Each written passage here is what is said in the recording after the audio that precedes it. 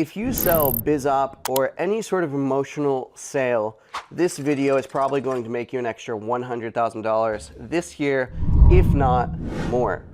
Hi, if you don't know me, my name is Christian Jack. I've closed over $100 million in my own sales career over the past 3 years. And this is one of the secret teachings that I actually give to my one-on-one students who are currently making over $100,000, and the ones who are not are well on their way. This is a very specific topic that I have kept closely guarded because it is one of the things that is special to me. I personally came up with this. I've not seen it anywhere else. And so if you're watching this, this is the only place where you get to learn this. The only other place where you get it is inside of the Sales Dojo, my sales training community, that you can join for free at the link in the description below. So let's get into it. What is this thing that I'm talking about? Well, this simple 2-question syntax is what will allow you to get deeper into the emotions of a conversation in about 10 to 15 words. All right, this is going to be a very, very powerful set of 2 questions that you perform back to back at a specific point in the call in order to really get deep and get the biggest emotional meat out of the call. All right, the goal of this syntax is to really get to the heart of what it is going to cost someone and what is actually going on a day-to-day basis. Now, there are some things that need to be set up before using this properly. You can't just come out of the gate and immediately say, hey, how's it going? And then use this. And it can't be used too late either. There's a very specific way to set it up, and there's a very specific way to follow it up in order to keep the momentum. But if you want to learn those things, you have to join the Sales Dojo. I will not go over it here because there's too much to really get into there, all right? Now, the specific 2 questions that we're going to ask, this is a syntax that I call the price cost syntax. This is something that I teach my members inside of the community as well as my one-on-one students, and it has resulted in literally hundreds of thousands of dollars in commissions being generated that would not have been generated before. So, without further ado, the 2 parts of the price cost syntax. Question number 1 is now off the back of your discovery. You understand what's going on in this person's life, what is causing them to want to maybe make a change, what are the pains, what are the goals, etc. And at this point, you get to ask, so would it be fair to say that the price you're paying of X is costing you Y? Or you can use past tense. It's okay whether you want to use past tense or future tense. Is costing you Y, or has been costing you Y, or has cost you Y.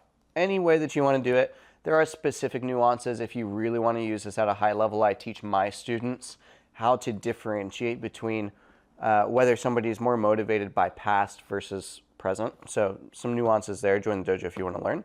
But that's the first question. Would it be fair to say that the price that you've been paying of X has actually cost you Y, or is costing you Y?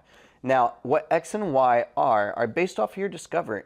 So maybe if you're doing a BizOp sale and somebody is in a 9 to 5 and they are spending more time in their 9 to 5 than maybe they would like to. They're coming home late, they're leaving early, they don't really get to see their family as much as they'd like.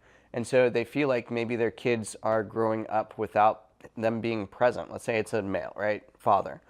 So the way that you would structure this question is by saying, would it be fair to say that the cost that you're paying, or that the price that you're paying of, earning money in the way that you are choosing to earn money is actually costing you your relationship with your family and with your kids, right?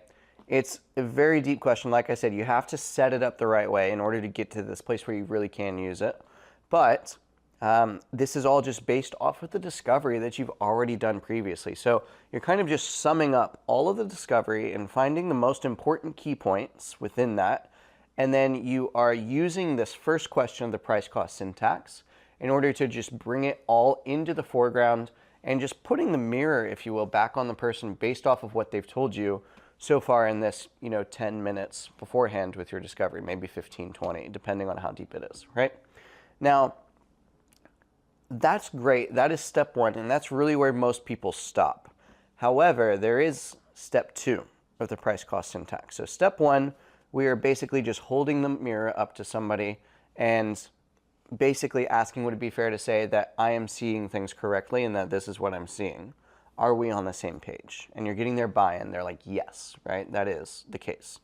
So then there's a lot of different things that go into this. If you overanalyze this, it's not going to work. Just like allow it to be what it is and trust me that this works, because there is more at play here than you understand and that you probably ever will understand. This has been created by me after investing hundreds of thousands of dollars into my own training and development to come up with this, as well as tens of thousands of hours, okay? So the second part of this question is then taking whatever was in the variable of y in that first part of the equation. So in this case, the same example, costing you your relationship with your family and with your kids. So I'm going to put that into the first part of the question now, and I'm going to pose the question of what the new second part is. So the first price cost syntax question, would it be fair to say that the price that you're paying of making money in this way that you're choosing to make money is actually costing you your relationship with your family, right? Now I'm going to take that second part. So then the price that you're paying of wasting the time and the relationship and just basically sacrificing your relationship with your family and with your kids, what do you feel that is going to cost you? Now for this part, you can put it in three different tenses: past, present, or future. It doesn't matter. Again, there's nuances, and it can hit harder if you know which one somebody is more prone to actually viewing as more important. And I teach that inside of the Sales Dojo. So again, if you want to learn that, just join up there in the link description. It is literally free. And so this part is really powerful because it poses the question of this person has been making these decisions and they're choosing to make money in a specific way, aka their 9-to-5 job, which we all know the money is important. We know that you need to make income. Like, I get it. But the way that you're choosing to do it is costing you your relationship with your family. Would that be fair to say? Yes.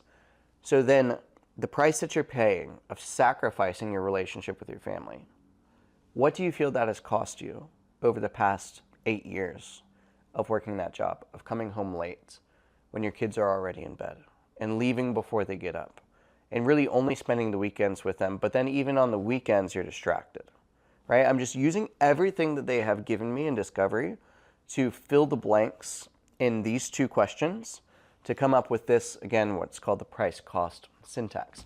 So this can be used in other ways. It doesn't necessarily have to be just BizUp. However, it is most powerful in BizUp. Now you can use it in other ways in order to get deeper information from whoever that you're speaking with. So as an example, maybe you're speaking with an investor, right? And maybe they have held off on investing in crypto up until this point because they view it as volatile, because they haven't been taught how to actually invest into crypto in a way that's safe or with any sort of risk management like they do the rest of their portfolio.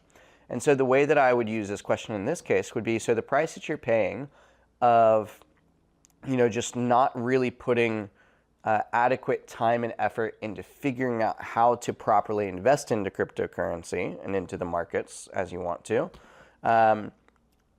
would it be fair to say that that is actually costing you the amount of returns that you really want to have, as well as the diversification and getting into, blockchain and separating yourself from the world economy in case, the US dollar shuts down, as an example, right? They're going to say yes. So then the second part of the question, so the price that you're paying of putting yourself at risk of when the US dollar goes down, or when world economies shift, or when any sort of thing happens to the rest of your portfolio because of those shifts in the economy, what do you feel like that is going to cost you over the course of the next 10 years should anything negative happen, as an example? So you're getting to a deeper layer of the call that you more often than not would not get to. I've reviewed thousands of salespeople's calls, and I have coached thousands of salespeople at this point, and I have seen this time and time again, whether it be with BizOps sales, whether it be with fitness sales, whether it be with investors, whether it be with B2B, right? People just don't get deep enough on calls. And more often than not, especially at the higher levels with B2B and investors, people don't, like salespeople are taught that they can't get deep. And I will call bullshit on that every goddamn day because they just don't know how.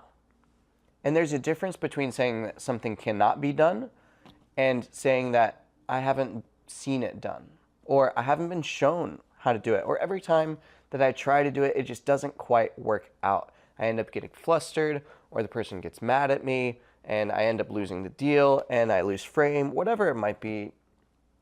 It's bullshit. All that you need in your life, in your sales career, is to have the right mentor who believes in you and who understands what's actually possible. And it's okay if you don't have that. Like most people don't, to be honest. And really, it's not a big deal if you want to just make 5, 10, 15, 20, 30K a month in commissions. Like that's fine. You can kind of get away with that if you're happy with that. And honestly, it makes sense that you wouldn't have that mentor because at the end of the day, there are so few people who really do understand this level of the game. But if you would like to have that person, and if by watching this video you have learned something and there's some sort of wheels that are spinning in your head that maybe there's more, that's not me putting it inside of you. That's you just realizing that maybe it's time to take a new step for yourself. So if you would like to do that, would love to have a chat with you, go ahead and hit that link down in the description below to join my sales training community, the Sales Dojo. You get access for 7 days for free. And at the end of the day, it's your life. But I do want to pose this final question to you. Would it be fair to say that the price that you're paying of this level of ignorance, and maybe even just choosing to not put the effort into it that you know that you need to, would it be fair to say that that is costing you the potential dreams that you have for yourself, for your future? And if that's the case, then the price that you're paying of throwing your dreams in the garbage, what do you feel that that will cost you?